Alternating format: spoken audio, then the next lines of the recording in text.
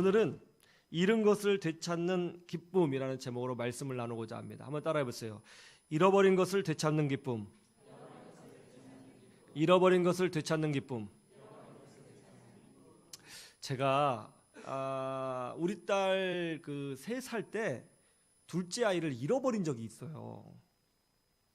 이제 잠깐 외출하려고 막 옷을 입고 있는데 애들이 막 장난을 치고 그래서 우리 큰 아이하고 둘째 아이를 집 밖에 먼저 보내면서 밖에서 기다리고 있어 그랬거든요. 옷을 입고 잠깐이에요. 한 5분도 안 되는데 옷을 입고 딱 나왔더니 둘째가 없어진 거예요. 큰애한테 동생 어디 갔어? 그러니까 모르겠대요.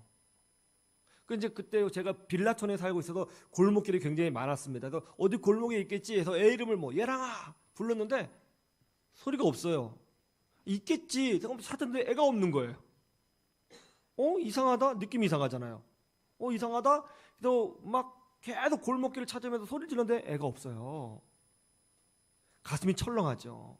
그때부터 저희 아내는 막 정말 미친 사람처럼 막 소리 지르면서 막 동네방네 막 다니는 거죠. 애를 찾으려고 구석구석 뭐 계단 밑에 혹시 있나 싶으면 막 찾았어요. 없는 거예요. 저도 있겠지 하면서 한 1시간 이상을 찾아다녔거든요. 없더라고요. 2시간이 지났어요. 뭐 일이 났구나. 이거 못 찾을 수도 있겠다. 그런 막 두려움이 임했습니다. 경찰에 신고해야 되겠다. 계속 뭐 어디 나가기로 했는데 그건 다 취소되고 애를 찾는 거죠. 정신없이 막. 해가요 노을이 지는 거예요. 이거 정신을 못 차리겠더라고. 어떡하지? 근데 막 애가 안 보이는데 제가 할 수 있는 게 없는 거예요. 이거 뭐 어떻게 할 수 있는 게 없더라고요. 뭐 제가 초능력이 있어서 애를 찾으면 좋은데 그런 것도 없고 어떡하지? 막 손발이 타들어가는데요. 해는 막 지고 애가 3살이잖아요. 어떡하지? 막 정신을 못 차리는 거예요. 그런데 그때 섬광처럼 제 머리를 탁 치는 게 있었어요. 그게 뭐냐면 항상 우리 애가 그 이제 앞에 이제 빌라에 이제 2층에 어떤 그 딸 둘이 있는 집인데 거기서 자주 놀러 갔거든요. 혹시 거기 있나 생각이 들더라고요. 뭐 지금 뭐 어디든 다 뒤져봐야죠. 그래서 막 거기 갔어요. 문을 탁 열었더니 거기 거실에서 놀고 있더라고요. 얼마나 화가 확 나는지요. 그 3살인데 너 뭐해? 막 소리를 질렀어요. 근데 애가 탁 쳐다보는데요. 너무 이쁜 거예요. 제가 웬만하면 울지 않는데 눈물이 나더라고요. 근데 애가 너무 이뻐요. 너무 귀하더라고요. 얘 공부 못해도 괜찮아. 얘 뭐 옷에 막 뭐 묻혀도 괜찮아. 찡찡대도 괜찮아. 네가 있어만 주는 것도 고맙다 야. 너무 행복했던 게 있어요. 근데 막 그날 밤은요 막 너무 기뻤어요. 개 껴안고 자고요. 귀해가지고. 나중에 5살 때 한 번 더 잊어버렸는데 너무 기쁘더라고요. 여러분 한 해 그 실종 신고, 아동 실종 신고가 몇 건이 나타나는 줄 아세요? 2018년도 한 해 아동 실종 신고가 22,000명이었습니다. 22,000명을 잊어버려요. 특별히 5월달 어린이날 때 어디 그 야외 놀이동산에 가서 아이를 잘 잊어버립니다. 22,000명이에요. 그런데 가슴 아픈 것은 뭐냐면 대부분 아이들은 엄마 아빠를 찾아가는데 대략 600명 정도가 찾지를 못했어요. 그 자식을 잃어버린 부모의 마음은 어떨까요? 그러다가 찾았어요. 얼마나 기쁠까요? 오늘 그런 기쁨을 야곱이 가지고 있었습니다. 여러분 야곱이 제일 사랑하던 아들이 누굽니까? 요셉이었죠. 왜요? 요셉은요 야곱이 제일 사랑하던 여인 라헬이 낳은 첫 번째 아들이었어요. 요셉은 야곱에게 매우 귀한 아들이었습니다. 그래서 야곱은 요셉에게 특별히 채색 옷을 입혀주었고요. 다른 아이들은 일을 해도 요셉은 일을 시키지 않았습니다. 자기 옆에 끼고 있어서 제일 아끼고 있었던 아들이었어요. 그러나 그 요셉을 잃어버렸죠. 죽었는지 살았는지 모릅니다. 옷은 발견됐는데 피가 묻어 있었어요. 그것뿐이었어요. 자식을 잃어버린 거죠. 여러분 자식을 잃어버린 부모의 심정이 어떤 줄 아세요? 평생 죄인으로 산답니다. 자식을 지키지 못했는데 내가 어떻게 부모야. 아마 야곱이 그렇게 살지 않았을까요? 제일 사랑했던 아들을 잃어버렸어요. 그런데 오늘 기가 막힌 일이 벌어졌죠. 이집트 땅에 곡식을 얻으러 갔던 아들들이 돌아왔습니다. 얘들아, 그래 이집트에 가서 곡식을 좀 얻어왔느냐? 아버지, 믿지 못하시겠지만요, 엄청난 일이 일어났어요. 그게 무슨 일이냐? 아버지 아들 요셉이 죽지 않고 살아있습니다. 그 무엇이라고? 정말 요셉이 살아있다고? 어디 있는데? 어디 있는데? 아버지 놀라지 마세요. 그 아들이요, 이집트의 총리가 돼서요 황제처럼 살고 있더라고요. 이 녀석들이 말 같지도 않은 소리를. 정말이에요 아버지, 요셉이 살아있고 총리가 되었다고요. 무슨 소리야? 그걸 잘못 본 거 아니냐? 나가보세요 아버지, 지금 뭐가 있는지 밖에 나가보세요. 야곱이 나가봤어요. 어떤 일이에요? 요셉이 보낸 수레라고 그랬는데 정확히 보면 귀족들이 탈 수 있는 황금 마차가 있었던 거죠. 거기에 뭐 금은 보화가 같이 있고. 놀랬죠. 요셉이 살아있었어요. 너무 기뻤던 거죠. 여러분, 여기 중요한 게 있어요. 야곱이 아들 요셉을 찾은 겁니까? 아니면 요셉이 아버지를 찾은 겁니까? 아버지 야곱이 요셉을 찾은 게 아니라 아들인 요셉이 아버지를 찾아왔죠. 어떻게 찾았어요? 요셉이 그냥 노예로 있었다면 요셉은 아버지를 찾지 못했어요. 가족을 찾지 못했어요. 그러나 하나님이 요셉을 이집트의 총리로 세워주시니까 그 권세를 기반으로 해서 요셉이 아버지 야곱을 찾아올 수 있었던 것이죠. 다른 말로 하면 하나님이 요셉을 찾아주신 거예요. 오늘 본문은 우리에게 이런 메시지를 던져주고 있는 것입니다. 그게 뭐냐면 우리는 뭔가를 잃어버리는 사람이라는 거죠. 우리 하나님을 떠난 사람들은 뭔가를 잃어버렸어요. 하나님 아버지를 잃어버렸고, 자녀됨의 지위를 잃어버렸고, 성령 충만을 잃어버렸고, 권세를 잃어버린 사람이라는 것이죠. 그런데 하나님이 그것을 우리에게 회복시켜 주신다는 거예요. 찾아주신다는 거예요. 그리고 하나님은 우리가 잃었던 모든 것들을 되찾아 주시기를 원하신다는 것입니다. 그러면 하나님이 되찾고자 하는 것이 뭘까요? 도대체 우리는 뭐를 잃어버렸을까요? 하나님이 우리에게 찾아주고자 하시는 것이 뭘까요? 그리고 우리는 어떻게 해야 되는 것입니까? 하나님이 우리에게 찾아주고자 하시는 것은 이거예요. 세 가지인데, 잃어버린 영혼, 두 번째는 잃어버린 지위, 세 번째는 잃어버린 웃음이에요. 첫 번째로 하나님이 우리에게 찾아주고자 하시는 것은 뭐냐면 잃어버린 영혼입니다. 한번 따라해 보세요. 잃어버린 영혼. 야곱이 찾은 것은 바로 자기 아들이었습니다. 예수님이 왜 이 땅에 오셨는가? 그것은 잃어버린 영혼을 되찾기 위해서 오신 거예요. 오늘 이 야곱이 요셉을 되찾은 이 사건은 사실은 장차 오실 예수 그리스도를 미리 보여주는 모형적 사건입니다. 예수님이 왜 이 땅에 오셨는가? 무슨 일을 하시는가? 야곱처럼 자녀를 잃어버린 하나님의 아버지를 기쁘시게 하기 위해서, 영혼을 찾기 위해서 이 땅에 오셨다는 거예요. 원래 사람은 하나님의 형상으로 창조된 존귀한 존재이지요. 그러나 타락함으로 하나님과 분리된 자, 헤어진 자가 되었습니다. 우리 입장에서는 하나님 아버지를 잃어버렸고, 하나님 입장에서는 자녀를 잃어버린 거죠. 누가복음 15장에 보면 예수님이 왜 이 땅에 오셨는가를 요약해주는 세 가지 말씀이 있습니다. 물론 예수님이 왜 이 땅에 오셨는가? 우리의 죄값을 담당하고 우리의 죄의 문제를 해결하여 우리를 구원하기 위해서 땅에 오셨죠. 그리고 그 방법을 십자가를 지시는 방법으로 하신 거죠. 그런데 그것만이 예수님이 이 땅에 오신 목적이 아니라는 거예요. 누가복음 15장에는 또 다른 목적이 있다는 거예요. 거기에 세 가지 이야기가 나와요. 첫 번째로 뭐가 나오냐면 잃은 양을 찾은 목자의 이야기가 나옵니다. 한 목자에게 양이 100마리가 있었어요. 근데 양 한 마리를 잃었습니다. 그러자 그 목자가 양 99마리를 99마리를 안전한 곳에 두고 그 양 한 마리를 찾기 위해서 온 산을 돌아다니고 골짜기를 돌아다녔다는 거예요. 그리고 드디어 찾았어요. 그러자 그 양이 얼마나 귀한지 그냥 양을 몰고 내려오면 되잖아요. 그 양을 어깨에 메고 와서 그 기쁨을 이기지 못하여 친구들을 불러 잔치를 열었다는 거죠. 두 번째 얘기는 이거예요. 어떤 여인이 귀한 동전 하나를 잃어버렸대요. 그래서 그 동전을 찾기 위해서 밤새도록 등불을 밝히면서 동전을 찾았다는 거죠. 그러다가 겨우 찾았어요. 너무 깊어서 날이 밝자 친구들을 불러서 잔치를 열었다는 거죠. 세 번째 이야기는 여러분이 잘 아는 탕자의 이야기입니다. 탕자의 이야기. 어떤 마을에 아들이 둘이 있었어요. 둘째 아들이 아버지에게 재산을 달라고 하고 그 재산을 가지고 먼 나라로 떠났습니다.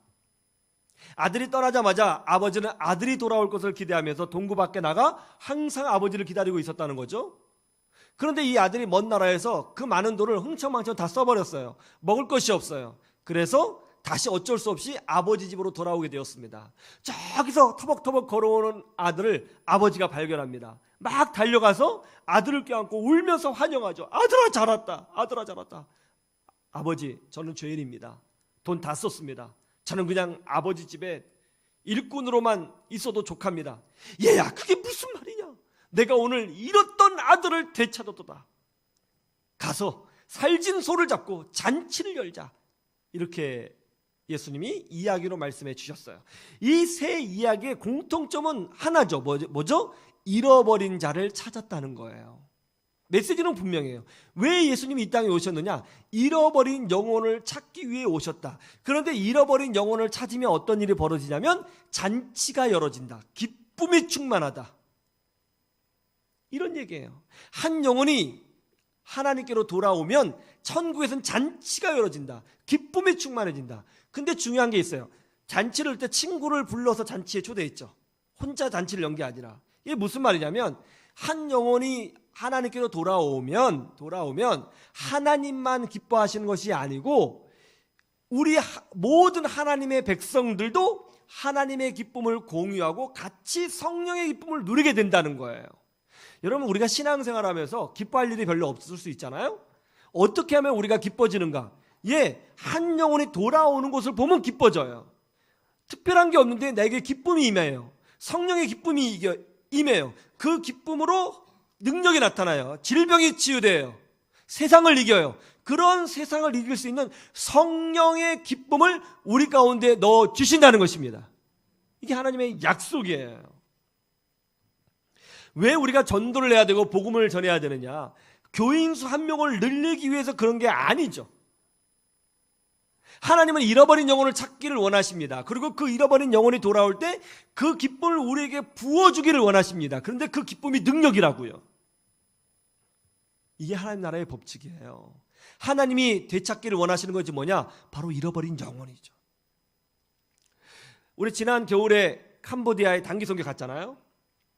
가서 어떤 일이 벌어졌다고 그랬죠? 여러 가지 사역을 했는데 특별히 이 소망 마을 우리 선교센터에서 그 지역에 중고등학교가 있는데 거기 아이들을 수년간 전도했지만 그 아이들이 한 명도 오지 않았다고 그랬어요. 청소년들이.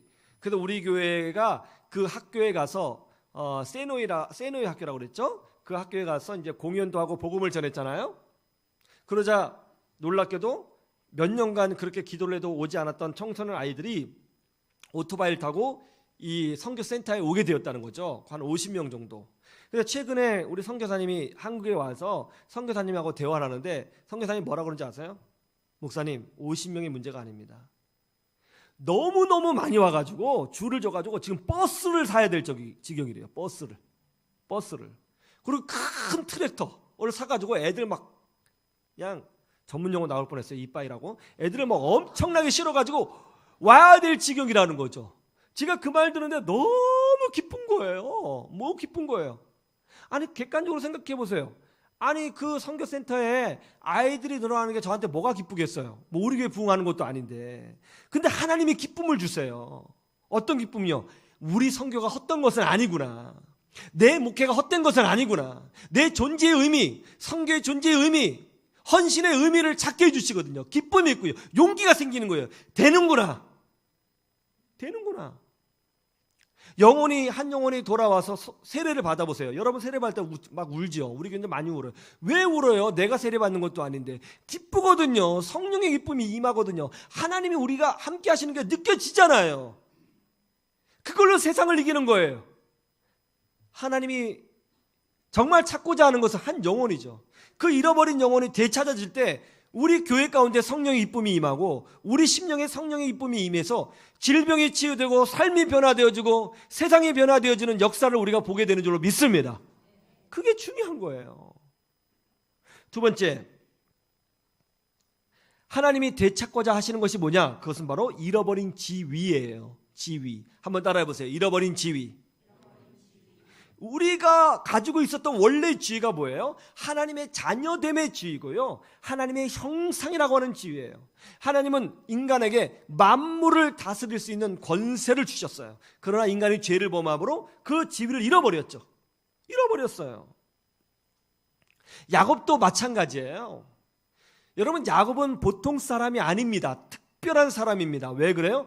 야곱은 아브라함의 자손이잖아요. 여러분, 아브라함의 자손은 특별해요.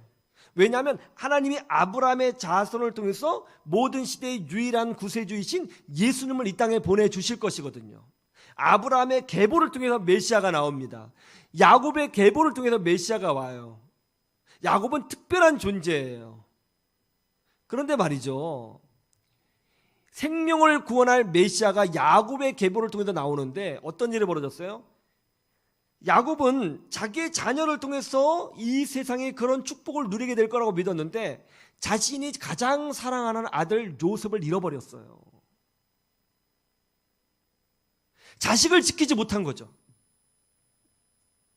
자식을 잃어버린 부모 떳떳하게 살 수 있어요? 죄인된 심령으로 사는 거예요. 죄인된 심령으로 사는 거죠. 아니, 자기를 통해서, 자기의 계보를 통해서 메시아가 오시는데 자식을 지키지 못한 거죠. 자식을 잃어버린 자의 아픔이 그 안에 있는 겁니다. 그때 야곱이 이렇게 생각했겠죠. 과연 자식을 잃어버린 나에게, 이 죄인에게도 하나님이 여전히 역사해 주실까? 이런 죄인을 통해서도 하나님이 메시아의 계보를 이어가 주실까? 나는 실패자가 아닐까? 그런 생각하지 않았겠습니까? 그런데 어떤 일이 벌어졌어요? 하나님이 요셉을 통하여 그 실패자라고 생각하고 있는 그 야곱에게 황금 마차를 보내줬어요. 여러분, 이 황금 마차는 하나의 비유입니다. 어떤 비유예요? 이 황금 마차는 귀족이나 왕족이 탈 수 있는 마차예요. 야곱이 가나안 땅의 평범한 목동이었던 야곱이 이집트의 황금 마차를 타요. 이건 뭐예요? 야곱이 잃어버렸던 그 영광된 지위를 하나님이 다시 회복시켜 주시는 비유인 거죠. 우리도 마찬가지예요. 여러분, 우리가 신앙생활할 때 항상 거룩하게 살 수 있어요? 항상 완벽하게 살 수 있어요? 그렇게 살 수 없어요. 저도 그렇고 여러분 똑같을 거예요. 그런 나에게 정말 하나님의 영광에 계속 임하고 계실까? 이렇게 부족하고 연약하고 항상 변덕스럽고 죄 많고 실수가 많은 나를 통해서 하나님의 능력이 그대로 임하고 계실까? 나 같은 사람의 기도를 하나님이 응답해 주실까? 혹시 내가 문제가 많은데 내 기도는 하나님이 응답 안 해주시겠지, 나 같은 사람의 기도를 왜 하나님이 응답해 주시겠어? 이런 작은 거는 응답해 주실지 모르지만 그렇게 큰 거는 하나님이 외면하시겠지, 그런 생각이 들 때가 있다는 거죠. 기도를 떳떳이 할 수 없는 상태, 그런 걸 경험할 수 있어요. 근데 뭐라고 얘기해요? 그렇게 우리가 자녀됨의 지위를 잃어버렸다고 생각할 때에 우리 하나님은 예수 그리스도의 능력을 통해서 우리에게 그 지위를, 자녀됨의 특권을, 자녀됨의 권세를 누릴 수 있도록 영적인 황금 마차를 예수 그리스도를 통해서 날마다 우리에게 보내주신다고요. 할렐루야. 우리는 부족하죠. 뭐 우리가 기도한다고 뭐 되겠어요? 안 되죠 뭐. 그런데 하나님이 응답해 주신다고요. 어제 사고 쳤어요. 문제 많아요. 근데 예수님의 이름으로 기도하면 오늘 응답해 주신다고요. 믿습니까? 우리의 지위가 흔들리지 않아요. 사망이나 기쁨이나 높음이나 그 어떤 것이라도 우리를 그리스도 안에 있는 하나님의 사랑에서 끊을 수 없으리라. 우리의 지위가 흔들리지 않아요. 예수 그리스도는 하나님이 우리에게 주신 황금 마차예요. 우리는 그리스도의 십자가를 통해서 그럴 자격이 없는데 마차에 타요. 하나님의 자녀로서 권세를 누려요. 기도의 능력을 누려요. 그래도 우리가 부족해도 기도하면, 기도를 뭐 유창하게 하든 뭐 덜 창하게 하든 기도하면 하나님이 역사하신다고요. 우리가 자녀거든요. 여러분, 이 브라질이 축구 잘하는 나라잖아요. 이 브라질이 가장 자랑스럽게 여기는 축구 선수들이 있어요. 브라질을 대표하는 축구 선수. 그 세 명이 있는데 그 중에 한 명이 카카라고 하는 선수예요. 카카. 아직도 유명해요. 브라질 가는 호나우두, 네이마르, 카카이거든요. 이 세 선수 중에 카카가 끼어 있습니다. 이 카카가요, 신앙이 굉장히 좋은 친구예요. 믿음이 아주 좋습니다. 특별히 이 브라질은 천주교가 많은데 이 카카는 개신교인이에요. 개신교인으로 신앙이 아주 좋습니다. 이 카카가 어렸을 때부터 축구를 굉장히 잘했어요. 그 축구 선수로 성공하기를 원했습니다. 그러다 어느 날 친구들하고 수영장에 놀러 갔거든요. 청소년 시절이에요. 친구들한테 좀 장난치고 멋있는 모습 보여주겠다고 다이빙대에 올라가서 막 장난치고 노는 거예요. 그러다가 쭉 미끄러졌어요.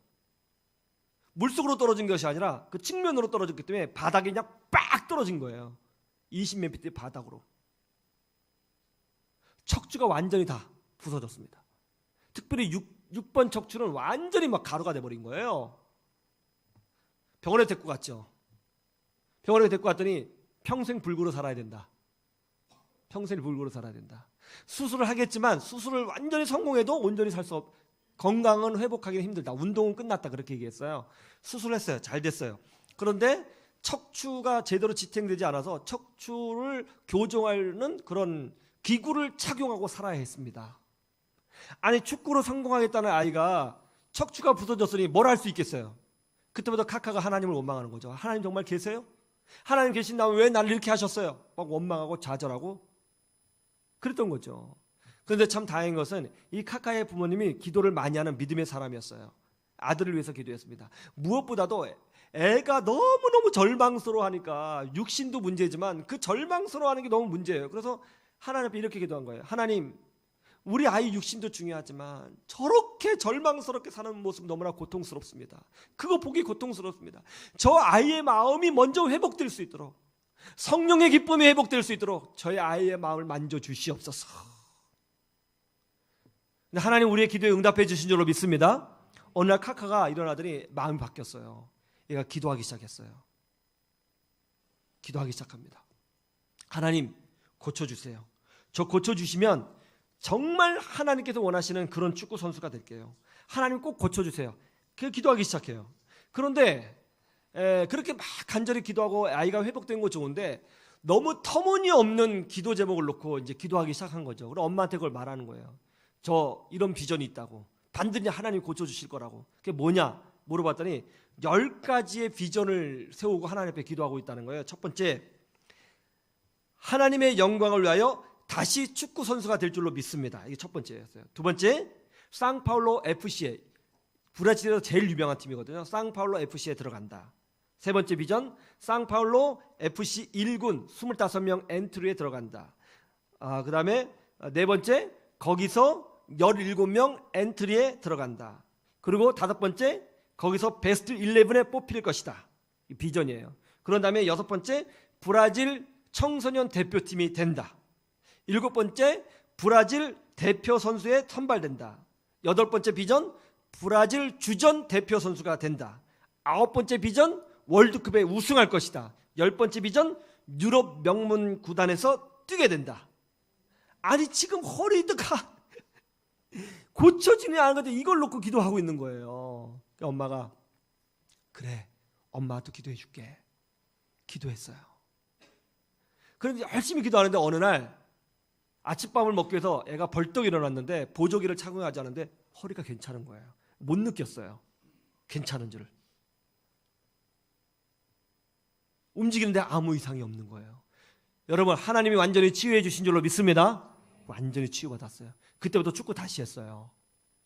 어떤 일이 벌어진지 아세요? 이 10가지 비전 있잖아요. 이 말도 안 되는 엄청난 비전이 이 카카가 기록을 찾아보니까 불과 23살이 되기 전에 이 비전을 다 이루었어요. 23살이 되기 전에. 이 신앙이 너무 좋아가지고요. TV에서도 나와서 이 친구는요, 공교하게 예수님 얘기해요. 이 브라질 방송은 예수님 얘기하고요. 그리고 후배 선수들을 돌아다니면서 복음 전해요. 복음 전해. 지금도 후배 양성하면서 복음 전하는데요. 최근에 이 카카 선수에게 한 기자가 와서 꿈이 뭐냐고 그랬더니 앞으로의 계획이 뭐냐고 그랬더니 국가대표 감독입니다. 그러지 않고 이 후배 양성이 어느 정도 끝나면 자기는 목회자가 될 거라고, 신학교 갈 거라고 고백했어요. 여러분, 부족해도 어려도 불평을 했어도 하나님은 우리가 하나님의 자녀라고 하는 영광된 지위를 가지고 있기 때문에 기도에 응답해 주시는 것입니다. 우리 살면서 영광된 지위를 잃어버릴 수 있죠. 근데 하나님은 잃어버린 우리의 지위를 되찾아 주시는 거예요. 성령님은 지금도 일하고 계신 줄로 믿습니다. 하나님은 지금도 일하고 계신 줄로 믿습니다. 끊임없이 우리의 무너진 것을 회복시켜 주시는 분이에요. 여러분, 믿음으로 사십시오. 기도하십시오. 그 은혜를 누리시기를 주님의 이름으로 축원합니다. 하나님이 우리에게 되찾아 주고자 하시는 것이 뭔가? 세 번째로는 잃어버린 웃음이에요. 한번 따라해 보세요. 잃어버린 웃음. 잃어버린 웃음. 우리 27절 말씀을 다 같이 보시죠. 27절 같이 볼까요? 시작. 그들이 또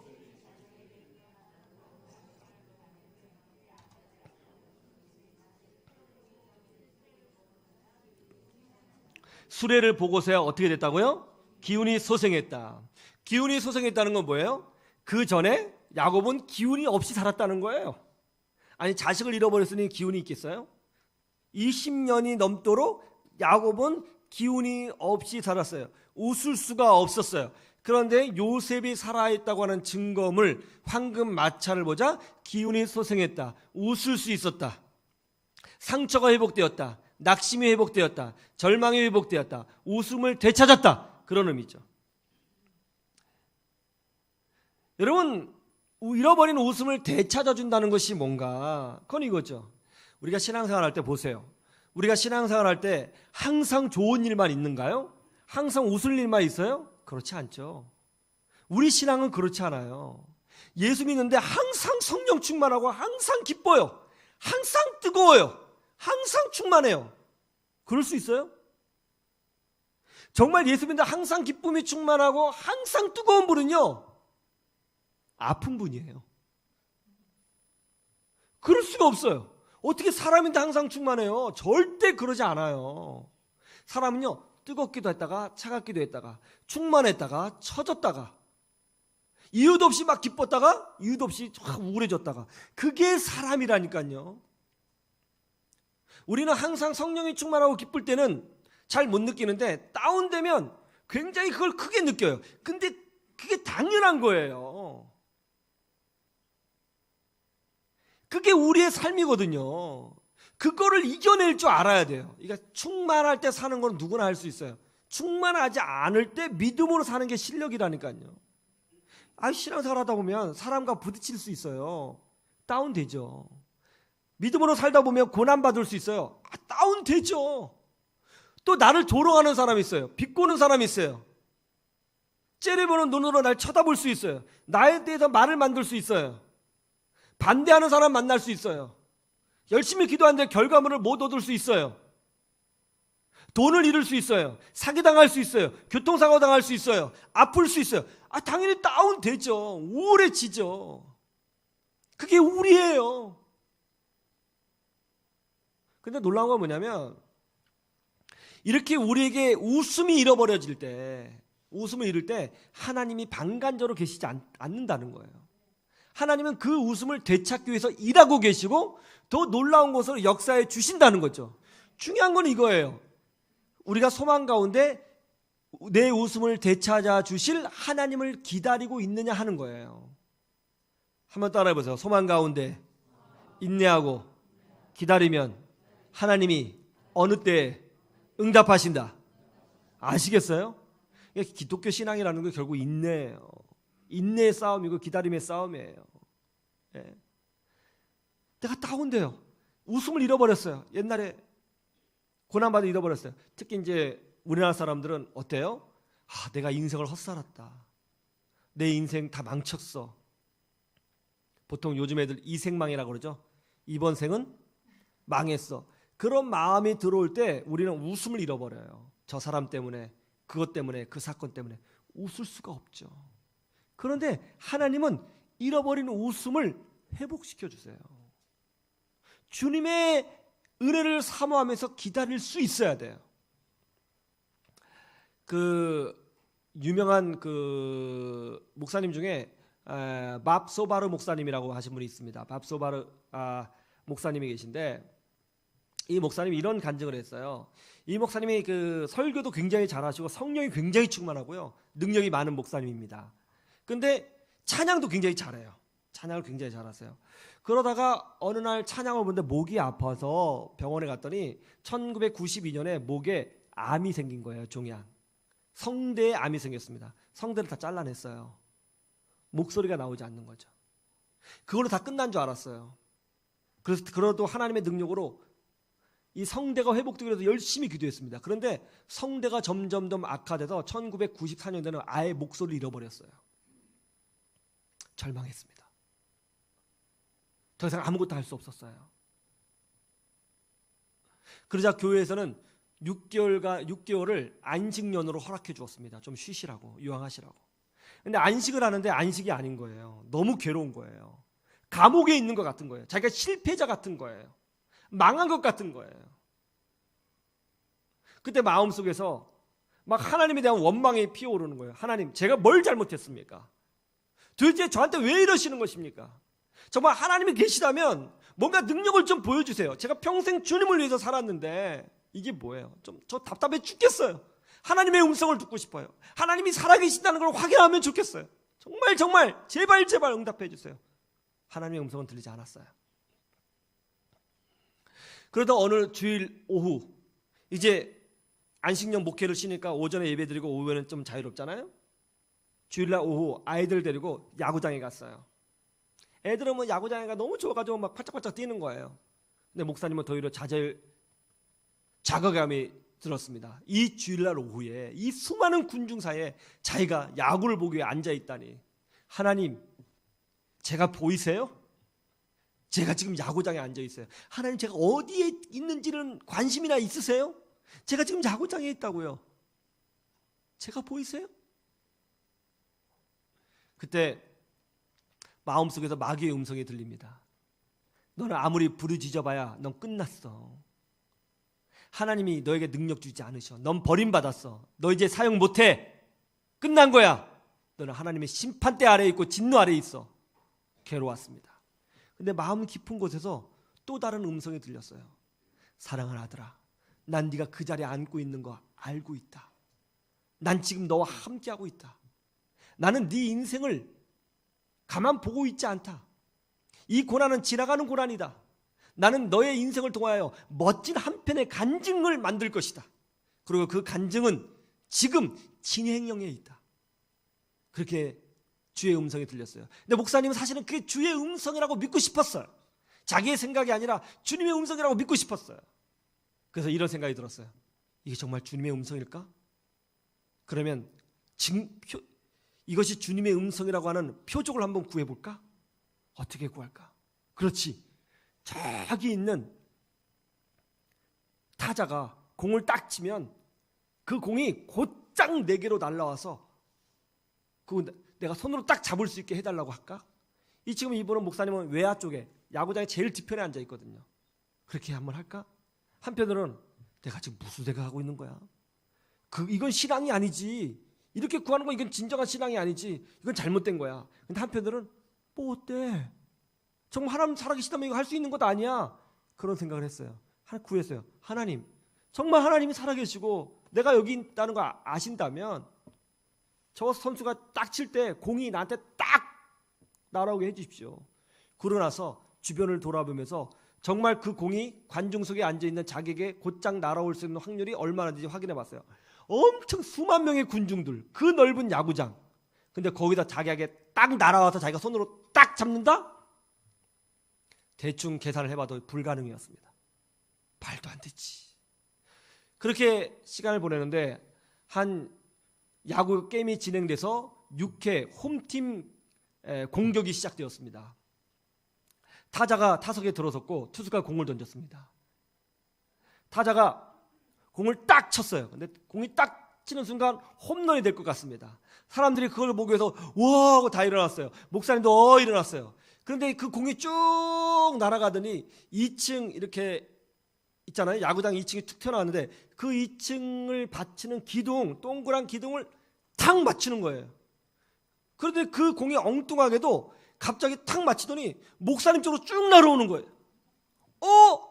쭉 날아오는 거죠. 근데 그 공을 탁 잡으려고 했는데 못 잡았어요. 가슴을 탁 맞췄어요. 툭 떨어졌는데 딸의 치마폭에 툭 떨어졌습니다. 딸아이가 그 공을 딱 잡고 아빠, 나 공 주웠어요. 그때 목사님 속으로 그랬대요. 그 공 내 거야.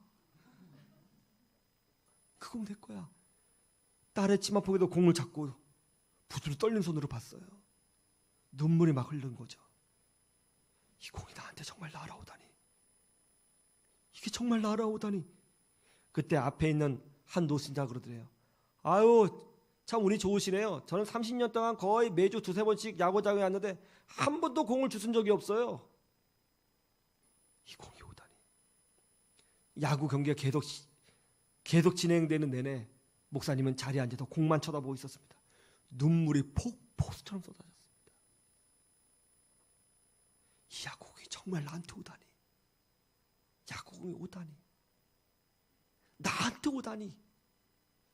그 이후로 목사님은 비록 성대를 온전히 쓰지 못했지만 찬양 사역자로 사역을 계속했고 설교자로 또 깊은 영성 목회자로 책을 많이 써서 수많은 미국인들에게 하나님의 사랑을 증거하고 그들이 하나님께 돌아오는데 귀쓰임 받는 역할을 잘 감당할 수 있었습니다. 목사님은 항상 웃고 다닙니다. 우리 하나님은 우리가 잃어버린 웃음을 회복시켜 주시는 살아계신 하나님, 역사의 주관자 되신 하나님이신 줄로 믿습니다. 여러분, 믿음을 지키십시오. 긍정적인 믿음의 태도를 유지하십시오. 소망 가운데 사십시오. 절망을 노래하지 말고 희망을 노래하십시오. 그래서 여러분 삶 가운데 지금도 역사하셔서 여러분이 인생을 살면서 수많은 것을 잃어가고 있을 텐데 그런 것들을 하나하나 회복시켜 주시는 주의 은혜를 경험하시기를 주님의 이름으로 축원합니다. 축원합니다.